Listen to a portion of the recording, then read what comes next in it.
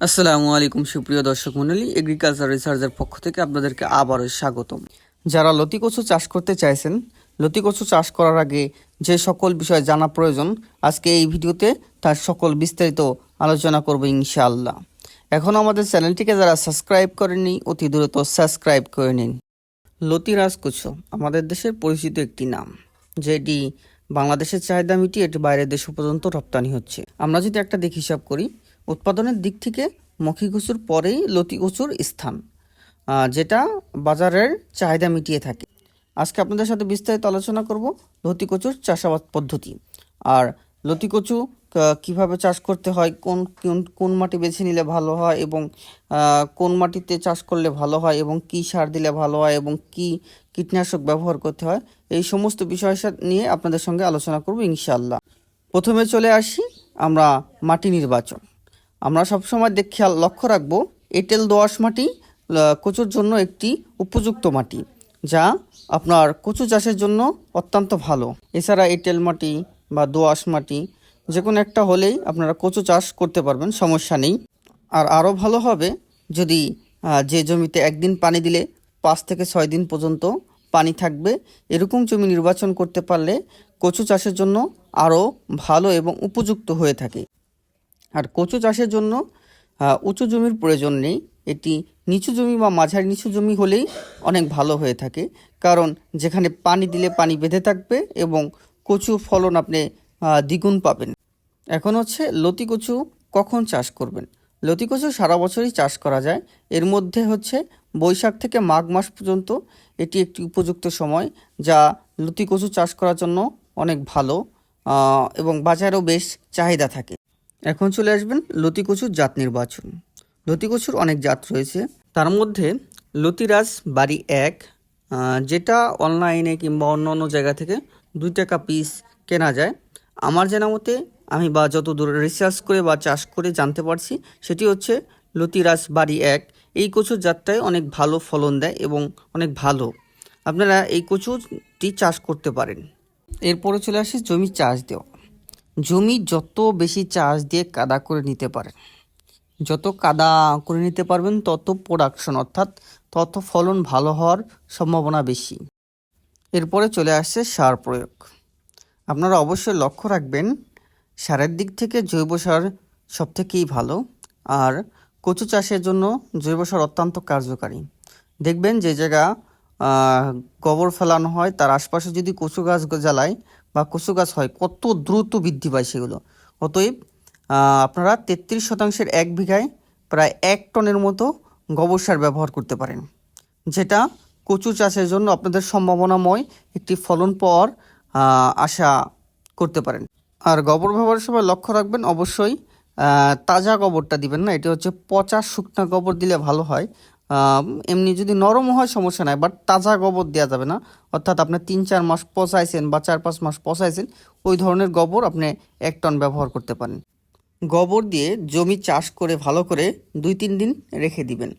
এরপরে রাসায়নিক সার ব্যবহার করে আপনারা কচু রোপণ করতে পারেন। অবশ্যই রাসায়নিক সার এক একজনের এক এক মত, ভিন্ন ভিন্ন মত থাকতে পারে। অতএব আমার মত হচ্ছে 33% জমিতে আপনারা ডিআইবি বলেন আর পটাশ বলে, এই দুটি সার আপনারা ডিআইবি অর্থাৎ 20 কেজি ডিআইবি সার ব্যবহার করতে পারেন এবং 10 কেজি পটাশ ব্যবহার করতে পারেন। এর সাথে 2 কেজি কীটনাশক, যেটা আর কি মাটির পোকামাকড় দমনের জন্য, মাটিতে পোকামাকড় দমনের জন্য ফুরাডন বা ওই ধরনের জাতীয় কীটনাশক ব্যবহার করতে পারেন।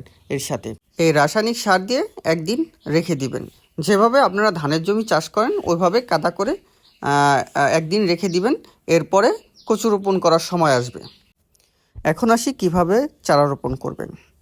চারা থেকে চারার দূরত্ব রাখবেন 18 ইঞ্চি, আর সারি থেকে সারির দূরত্ব রাখবেন 27 ইঞ্চি। অর্থাৎ আপনাকে বোঝাতে চাচ্ছি যে সোজা একটা লাইন করলেন, সোজা লাইনে চারার দূরত্ব রাখবেন অর্থাৎ রাখবেন 18 ইঞ্চি, আর পাশাপাশি যে লাইনটা হবে এই লাইনের দূরত্ব হবে 27 ইঞ্চি।